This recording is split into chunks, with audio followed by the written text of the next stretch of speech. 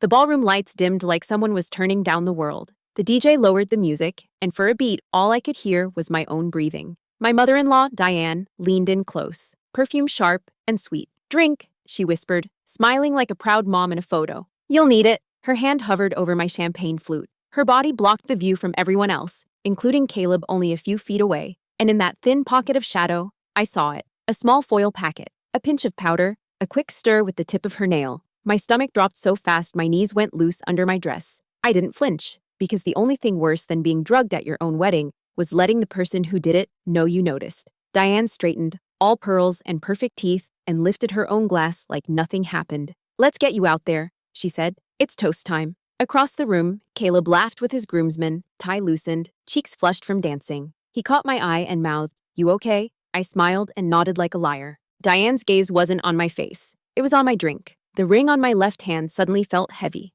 Inside the band, Caleb had engraved 2 words, "Steady hands." A private joke from our first date. Now I used those words like a command. Steady hands, calm face. I let Diane guide me toward the head table, moving like nothing had changed. The DJ's mic popped. "All right, everybody, time for speeches." Applause rolled through the room. Caleb took my hand as we sat. "You're pale," he murmured. "Hey, are you okay?" "I'm just tired," I said, soft and quick. Diane sat on Caleb's other side like she owned the seat. She set her glass down with a delicate clink, then angled my flute toward me, sliding it an inch closer. "Hydrate," she said with a laugh. "You've had such a long day." Caleb chuckled. "She's been saying that to everyone." Diane's smile stayed glued on. "Oh, I just want what's best," she said. I stared at the bubbles in my flute. They rose in neat lines, calm and innocent. I didn't have proof. If I accused her right now, she'd go wide-eyed, offended, and the room would turn toward me like I was the problem. Diane didn't just like control. She liked clean hands. If I wanted her to fall, I needed her holding the evidence when it happened.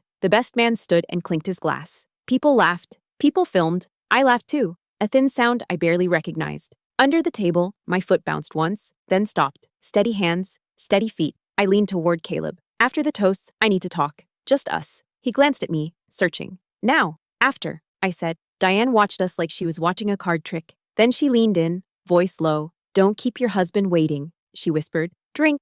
I turned my head slowly, keeping my smile in place. "Why?" I asked like it was a joke. "To relax," she said. "To be present. To stop overthinking." Overthinking. Her favorite word for any question she didn't like. Caleb squeezed my hand. "Babe, you should. You've been running around all day." He trusted her. That trust was the problem. I lifted the flute halfway, just enough to satisfy the eyes on me. Then I set it down again. "After your mom's toast," I said, bright and playful. "I want to remember everything." Caleb grinned. "Fair." Diane's lips tightened for a fraction of a second. Then she stood up, smooth as a curtain opening. "Speaking of," she said, raising her glass, "it's my turn." Applause surged. Diane reached for her flute, and the room leaned toward her. This was the only moment I'd get. My phone sat face down beside my plate, already recording the sound. The 2 glasses sat side by side, identical tall flutes with the same gold rim. But I knew which one had been touched. I slid my hand under the tablecloth, keeping my shoulders relaxed. With 2 fingers, I hooked the base of my flute. Then I nudged Diane's glass a hair closer to me,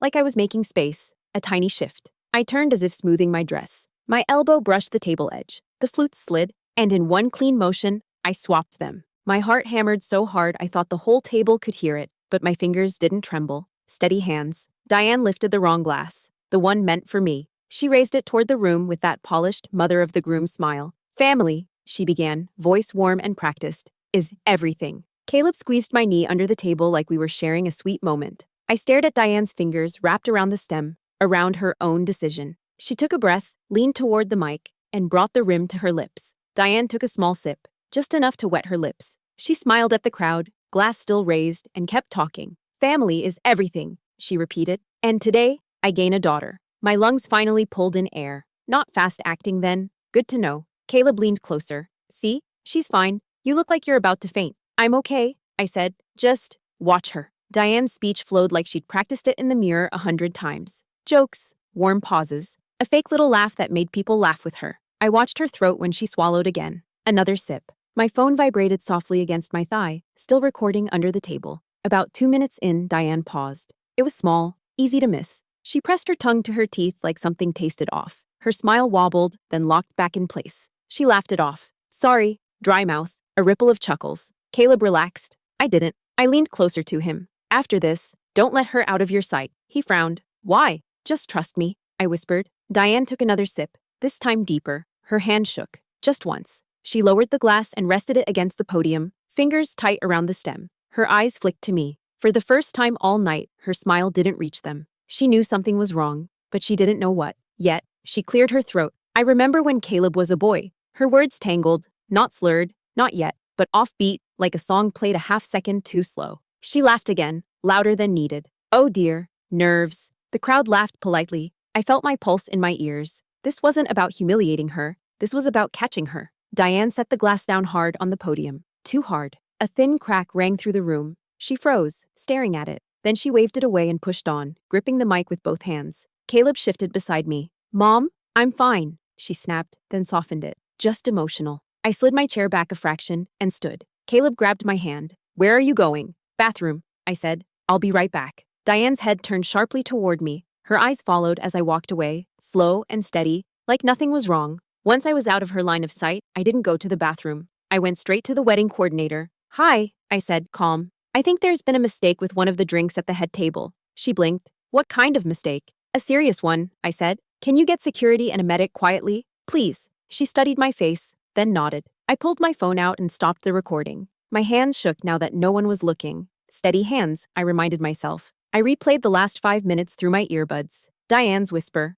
Drink. You'll need it. Her laugh. Don't overthink. Clear as day. I saved the file and texted it to myself, then to my sister, then uploaded it to the cloud. Receipts don't help if they disappear. By the time I turned back toward the ballroom, the applause had stopped. A strange hush sat over the room. Diane was still at the podium, but she wasn't talking. She was gripping the edge with white fingers, breathing shallow, eyes unfocused. Someone laughed nervously. Is this part of the speech? A guest whispered. Diane tried to lift her glass again. Her hand missed. The flute tipped and rolled, spilling champagne across the stage. The crack in the glass split wider. She blinked, slow and confused. I think I need to sit down, she said. Her voice trembled. Caleb stood up fast. Mom! I moved back to the table as the coordinator rushed forward with 2 security guards. Ma'am, one said gently. Are you feeling all right? Diane looked at them like they'd appeared out of thin air. Of course I'm all right, she snapped. What is this? Her gaze snapped to me. Not confused now. Sharp, accusing. You, she said, pointing.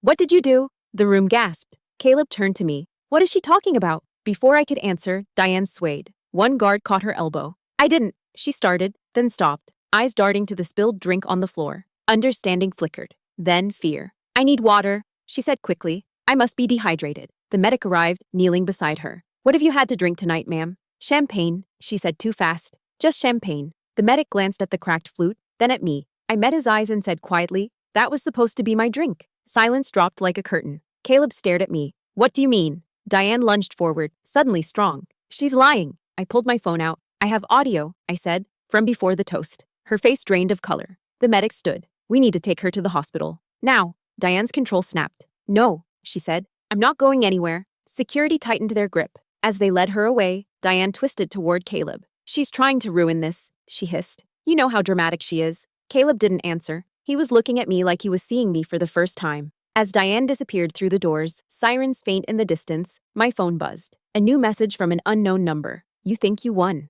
You don't know everything yet. My throat went dry. I looked up, just in time to see someone watching me from the back of the room. The doors closed behind Diane. The music didn't start back up. No one knew what to do with their hands. I stood there in my wedding dress, phone still in my grip, while 100 faces pretended not to stare. Caleb finally spoke. Everyone, give us a minute. The DJ nodded and put on soft filler music. Too quiet, like a mistake. Chairs scraped. People whispered. The room slowly emptied, leaving us at the head table with half-finished plates and cooling champagne. Caleb turned to me. What just happened? He asked. I didn't rush it. I set my phone down between us and pressed play. Diane's voice filled the space, clear and unmistakable. Drink. You'll need it. Don't overthink. Caleb's jaw tightened with every word. When it ended, the silence felt heavier than the music ever had. She wouldn't. He started, then stopped. Because he heard it. Because it was her. I reached for his hand. He didn't pull away, but he didn't squeeze back either. I didn't want to do this today, I said quietly, but I wasn't going to drink it. He nodded once, slow.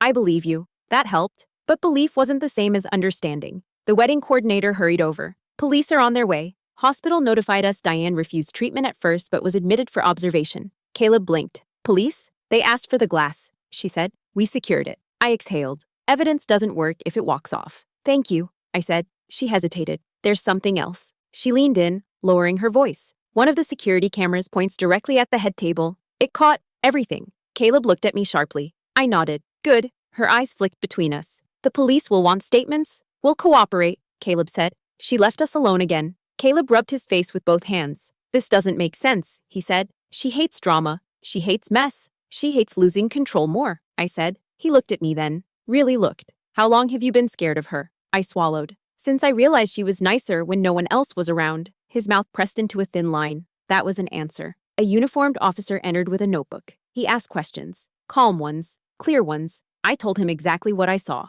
Exactly what I did. I didn't add emotion. I didn't guess motives. Just facts. When he left, Caleb stared at the empty podium where his mother had stood. I need to see her, he said suddenly. My chest tightened. Now? She's my mom, he said. If this is a misunderstanding, it's not, I said, sharper than I meant to. He flinched. I took a breath. I'm not saying don't see her. I'm saying, be careful. He nodded. Come with me. At the hospital, everything smelled like disinfectant and late-night coffee. Diane lay in the bed, hair undone, makeup smudged just enough to look fragile. She smiled when she saw Caleb. There you are, she said softly. They won't let me leave. Caleb stepped closer. What did you put in the drink? Her smile faltered. I didn't put anything, she said. She's confused. I stayed near the door. The nurse watched us closely. Caleb didn't raise his voice. They have the glass, Mom. And the recording. Her eyes flicked to me. You planned this, she said. All of it. I said nothing. Diane sighed and looked back at Caleb, tears welling on command. I just wanted her calm, she whispered.